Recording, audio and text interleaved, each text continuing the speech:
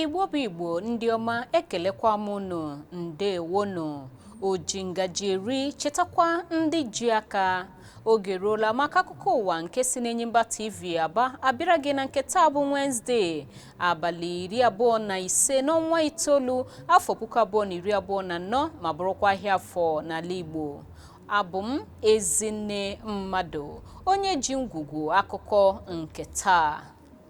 Ogo iri elu ọjị nke ọnụahịa n'ala Naịjirịa nke rurula pasentị 30 na ụma 15 n'ọnwa Ọgọst enwee n'ezigbote mmetụta n'ọnụahịa mmanụ gas eji esi ihe na steeti Abịa, n'ebe ọ metụtara oke ọnụ nke mmanụ gas a bụkwanụ nke na-akụ ndị mmadụ aka ntị, dịka akụkọ na-ekwu nke a chịkọtara site n'ụlọ ọrụ na-ahụ maka mgbakọ na mwepụ MBS n'aha mkpirisi, nke kọwara na oke ọnụ a ka njọ na steeti Rivers, ebe eji N17.86 na ụma 86 na-agbaji gbomgbom ka eji N20.5. Steeti Cross River na-esochi dịka eji ọnụego N17.15 na-agbajikwa ya bụ ntikpo. Na steeti Abịa ejikwa ọnụego N1,227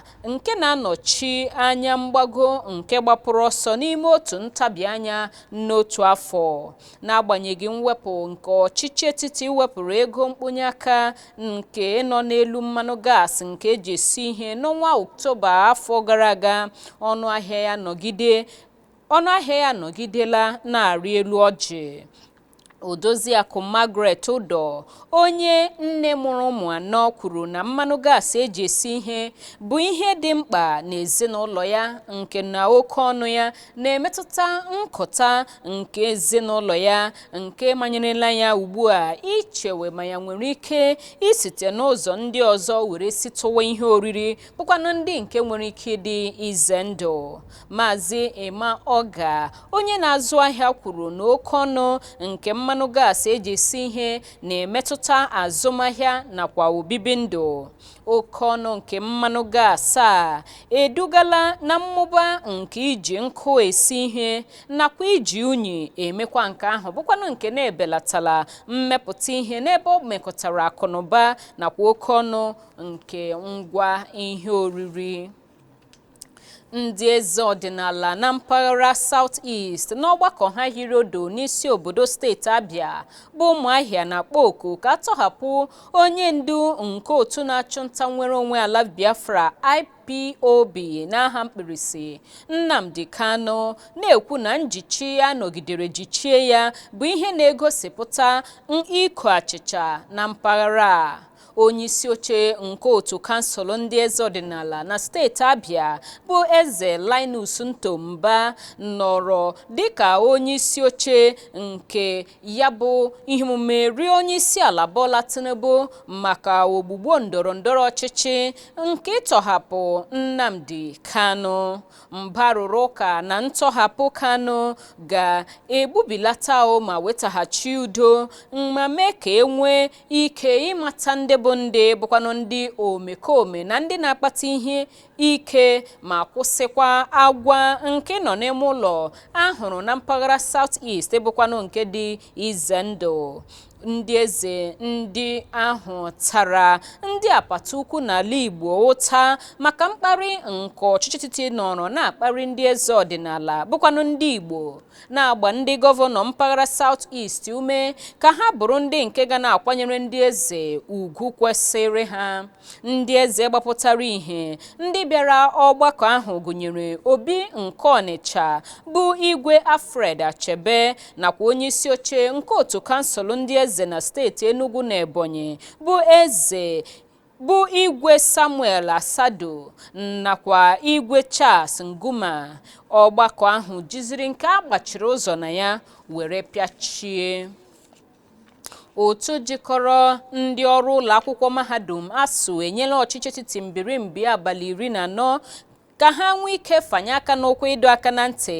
iji hụ na ọchịchị etiti ga-edozi ụfọdụ okwu ndị nọterela aka kamgbe afọ 2009 nke ha nwere. Onye isi oche otu ASUU bụ Emmanuel Osodoke n'ozi nke o zipụrụ taa bụ Wednesday kọwara na otu ahụ na-achọ ka ekpebicha ihe na nkwekọrịta nke otu ASUU na ọchịchị etiti nke afọ 2009 na-adabere n'ihe ndị ekpebiri n'otu Nimi BRICS nke afọ 2021. Ọ gara n'ihu chọọ ka a kwụọ ụgwọ ọnwa ndị ahụ ejichiri ejichi n'ihi mfanye aka n'ụkwụ nke otu ahụ mere n'afọ 2022 ma gosipụta mgbarụ ihu n'otu gọọmenti si na-akpa agwa gbasaghị m nakwa iji nka na-adọla ihe azụ n'akụkụ ahụ. O kwupụtara na ihe ndị a bụ ya na-akpata ọgbaghara n'ụlọ akwụkwọ mahadum ndị ọhaneze nke nọ n'ala anyị bụ Naịjirịa. Onye isi ala Bola Tinubu na-akpọku ndị ndu mba ụwa ka ha nwere aka ngwa ngwa gbaghara ụgwọ Naịjirịa nakwa mba ndị ọzọ na-emepe emepe jikasị nke ọ kọwapụtara na ọ bụ ihe nke ha ga-eji kpọrọ ihe na mbụ tụmadị ndị nke eji ụlọ ọrụ ndị na-ahazi ego bụkwanụ ndị nke nwere ọtụtụ njikọ na mba ndị dị iche iche. Onye isi ala kpọkuru oku a mgbe ọ na-agwa ndị ndu mba ụwa okwu n'oge nnukwu arụmarụ n'ọgbakọ ukwu nke otu UN agba ya nke 79 n'isi ụlọ ọrụ otu UN dị na New York, mba Amerịka. Onye isi ala onye osote onye isi ala Kashim Shettima nọchiri anya ya na ya bụ nnukwu ọgbakọ nke gbagoro agbago kwuru na mba ndị dị na mpaghara ndịda nke ụwa agaghị enweli ọganihu akụnụba nke a ga-ahụ anya ma ọ bụrụ na enweghị akụkụ ndị elepụtụrụ ha anya na ihe metụtara nyocha nke ibu ụgwọ ha ji mba ndị ọzọ bụkwanụ nke na-anyịgbu ha ugbu a. Onye isi ala Bola Tinubu ajụla ịkwado otu ụkpụrụ nke chọrọ ịgbatikwu afọ ọrụ nke ndị na-arụ ọrụ n'ụlọ nzukọ ukwu ala anyị nakwa ndị nke na-arụ ọrụ n'ụlọ nzukọ nke dị na steeti dị 36 site n'afọ 65 ruo afọ 40 bụkwanụ nke ha na-arụbu ọrụ na ya, ebe a na-akọwapụta ugbu a na afọ nke ha kwesịrị iji rụọ ọrụ ga-eruzi afọ 65 na-abụghịkwa afọ 60 nke ha na-arụbu ọrụ. Mkpebi ahụ bụ nke emere ka amara maka ya site n'akwụkwọ ozi nke onye isi oche ụlọ nzukọ omeiwu ukwu bụ Godswill Akpabio gụpụtara. Ụkpụrụ iwu ahụ bụ nke ewelitere na nke mbụ na mbụ ya n'ụlọ nzukọ ukwu ala anyị agba ya nke 7 esi ebe ahụ buga ya n'ụlọ nzukọ agba ya nke 9. Ugbu a ọ nọ n'ụlọ nzukọ omeiwu ukwu agba ya nke 10. Akwụkwọ ozi ahụ nke onye isi ala Bola Tinubu dere kwuru na ya kpebiri na ya agaghị akwado ụkpụrụ ahụ dịka ejichara nlezianya were nyochaa ya bụ akwụkwọ nakwa ụkpụrụ iwu nke ọma. Onye omeiwu na-anọchite anya mpaghara Abia North n'ụlọ nzukọ omeiwu ukwu ala anyị Orji Uzor Kalu ekwuola na onweghị onye isi ala katarala obi ime ihe onye isi ala Bola Tinubu merela n'ịkpụgharị ọnọdụ akụnụba ala Naịjirịa n'ime afọ 60 gara aga. Orji Kalu bụ onye nke kwupụtara nke a dịka ọ kọwapụtara na ihe metụtara ọnọdụ ala Naịjirịa nọ na ya dị oke njọ ma bụrụkwa nke na-emenye ụjọ ebe ụmụafọ obodo a na-ahụsi anya. Mgbe ọ na-agwa ndị ntaakụkọ okwu n'ogige ụlọ nzukọ ukwu, onye omeiwu ahụ kwuru na Tinubu egosipụtala ezigbote ikike n'akụkụ ndọrọndọrọ ọchịchị n'ịmalite ụfọdụ mkpụgharị nke akụnụba nke na-enwebeghị onye ndu ọbụla nwarala ime otu ahụ. Ọ gbara onye isi ala ume ka ọ gbalịa ịhụ na enwere usoro ndị nke bụ maka mbelata mmetụta nke ụkpụrụ akụnụba ya ndị a na-enwe n'ahụ ndị mmadụ n'ala Naịjirịa. otu jikọrọ ndị na-atụ mgbere ahịa mmanụ patrol IPMAN n'aha mkpirisi na-egosipụta olileanya na ọnụ ahịa nke mmanụ patrol ga-ada ngwa ngwa ndị mgbere mmanụ patrol a malitere isi n'ụlọ ọrụ nshipụta mmanụ nke Dangote buruwe mmanụ. Onye nkwuchite ọnụ nke otu IPMAN bụ Chinedu Ụkadike mere ka mara nke a n'otu emume telivishọn ajụjụ ọnụ nke ọ gara. Okwu ya na-abịa dịka nzaghachi nyere ntụziaka ọchịchị etiti nyere ụlọ ọrụ nshipụta mmanụ Dangote dịka iwu ka a na-eresi naanị ụlọ ọrụ na-ahụ maka mmanụ patrol n'ala anyị bụ NNPCL mmanụ nke esiri ebe ahụ shipụta ma hapụ ndị mgbere ahịa mmanụ patrol ka ha sitezie n'aka ụlọ ọrụ NNPC zụrụwa mmanụ a. Ụkadike kpughere na mkparịta ụka na-aga n'ihu n'etiti otu IPMAN nakwa ụlọ ọrụ nshipụta mmanụ Dangote bụkwanụ nke isiokwu ya bụ kenyetụ ndị mgbere ahịa ohere ka ha nwee ike bụrụ ndị nke ga-esite n'ogige ebe nshipụta mmanụ ahụ buruwe mmanụ nke ga-adị mma na otu ọnụ ahịa nke mmanụ patrol siri dewe ihe ugbu a n'ala Naịjirịa, na-emesi ike na ọ bụrụ ha ala na-eme otu a ọnụ ahịa mmanụ patrol ga-eji ike daa. Otu jikọrọ ndị ọrụ na ngalaba mmanụ gas Pengassin n'aha mkpirisi ekwuola na ndịiche dị n'etiti ọnụ ego ụlọ ọrụ NNPCL zụtara mmanụ n'aka ụlọ ọrụ nshipụta mmanụ Dangote nakwa ọnụ ego ha ga-eresi ndị mgbere ahịa mmanụ patrol bụ ya mere na ọ gaghịdị adịrị ndị mgbere ahịa mmanụ patrol mfe iburuwe mmanụ site n'aka nke ụlọ ọrụ na-eshipụta mmanụ bụ nke Dangote. Onye isi oche nke otu ahụ bụ Festus Osifo kwupụtara nke a n'ọgbakọ ndị nta akụkọ hiri odo na steeti Lagos. Osifo kọwara na ụlọ ọrụ NNPCL nwere ike ịzụta mmanụ n'ọnụ ego $950 maka otu lita mana ha ga-eresizi ndị mgbere ahịa mmanụ patrol a n'ọnụ ego dịka $700 nke ga-eduga n'ọdịda gbapụtara ihe nke ya na ụlọ ọrụ NNPCL ga na-alụ site n'oge ruo n'oge. Ọ rụrụ ụka na ịgbagha echiche ọtụtụ ndị nwere na mwepụ ego mkponye aka mmanụ patrol abụchaghị ya bụ isi sekpụ ntị n'oke mgbago nke ọnụ ahịa mmanụ patrol gbagoro n'ala anyị bụ Naịjirịa. Ọ ka bụkwa n'oge akụkọ ụwa nke si n'Enyimba TV Aba na-abịara gị ka ị na-ege akụkọ ndị ọzọ m ji n'aka ga-abịara gị ngwa ngwa m lọtaghachiri n'osike. Ana m abịa.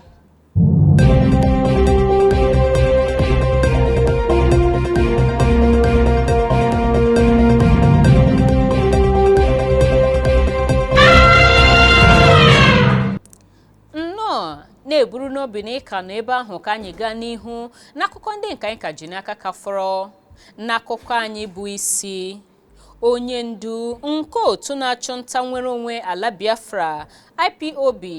mbụ Nnamdi Kanu ekwuola na onweghị ụlọ ikpe ọbụla dị n'ala anyị ruru eru ikpe ya ikpe. Kanu kwupụtara nke a ụnyaahụ n'oge nnụrụ ikpe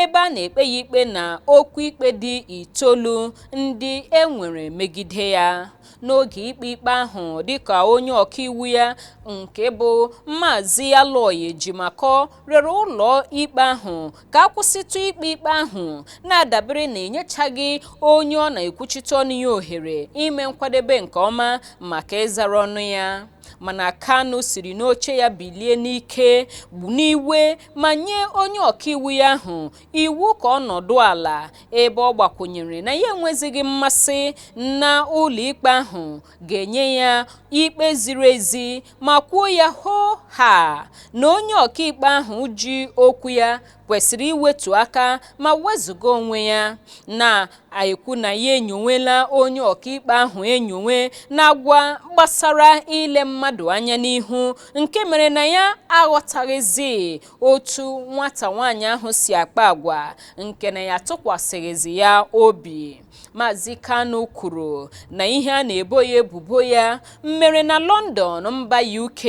n'ihi ya ikpe ya kwesịrị ịbụ n'obodo London ka a ga-anụrụ ya. N'ịzara ọnụ ya, ọkaikpe Nyako sịrị na ya achịsọla ọwa n'okwu ikpe ahụ ma gbakwunye na ya ga-eziga ozugbo akwụkwọ ikpe nke okwu ikpe Kanu ma ziga ya n'aka nnukwu ọkaikpe ala anyị bụkwa na onye nke ga-enyegharịzi onye ọkaikpe ọhụrụ okwu ahụ.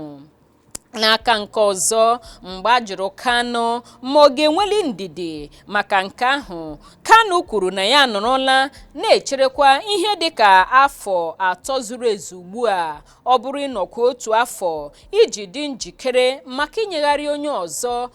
okwu ikpe ya. Kanu kọwapụtara na ya dị njikere inwe ndidi ka enwee ike nyegharịa onye ọkaikpe ọhụrụ okwu ikpe ya.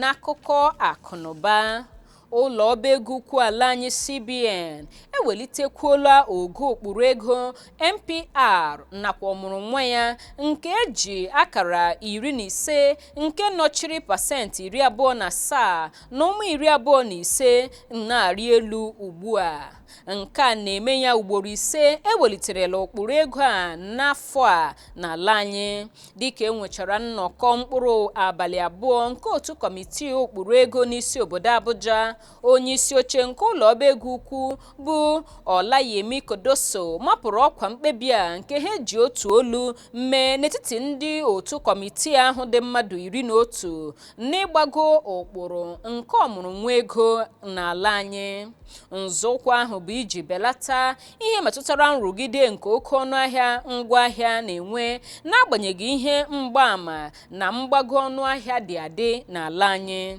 N'ịgbakwunyekwa na mbugo nke ụkpụrụ ego ọmụrụ nwa MPR, ụlọ ọba ego CBN welikwara ogo nke ego ụlọ ọba ego azụmahịa ndị ọzọ na-edopụ iche site n'akara nke ruru pasentị 15 nke jikwanụ 14 were na-agbago n'akara. Ụlọ akụ ndị na-azụ ahịa n'ala Naịjirịa hụtụrụ obere mgbago a n'ihe metụtara ego ha na-edopụ iche, bụkwanụ nke a kọwara na o jiri akara 200 nke na-anọchi anya pasentị 16 gbago pụọ na pasentị 14 ọ nọbụ na mbụ. N'ikpeazụ, n'akụkọ egwuregwu, mba South Africa ga-ele ọbịa n'egwuregwu asọrọmpi nke iko African Cup of Nations nke ndị na-erubeghị afọ 20 nke a ga-enwe n'ọnwa Jenụwarị afọ ọzọ. Dịka ozi na-eme ka mara na egwuregwu iko CAF ndị na-ahazi egwuregwu iko CAF enyela mba South Africa ikikere nke ile ọbịa na asọmpi ahụ. Ị ga-echeta na mba South Africa lekwara ọbịa na asọmpi a n'afọ 13 gara aga, ebe Nigeria nwetara mmeri n'oge ahụ dịka ha gbagburu mba Senegal na agba ya nke ikpeazụ. Otu egwu bọọlụ Flying Eagles ga-agbalị inweta mmeri ntozu oke site na asọmpi nke WFUB nke ga-ehi odo na mba Togo dịka ha ga-ele ọbịa na ya n'ọnwa ọzọ, bụkwanụ nke ga-enyere ha aka ịga mba South Africa n'afọ ọzọ bụ 2025. Ndị ọma m, n'akụkọ egwuregwu ahụ ka anyị na-achịsa ụwa n'akụkọ ụwa nke taa, na-ekele gị n'ụzọ pụrụ iche maka ịnọ kirie ma gee ntị n'akụkọ ụwa nke taa. Na-asịkwa gị chebiri anyị mgbe ọzọ anyị ga-ewetara gị akụkọ ụwa site n'isonye n'akara Enyimba TV na YouTube. Bịanye aka hụ anyị n'anya ma sonyere anyị. Abụ m Ezinne Mmadụ, na-asị gị kachi bụ ọnụ.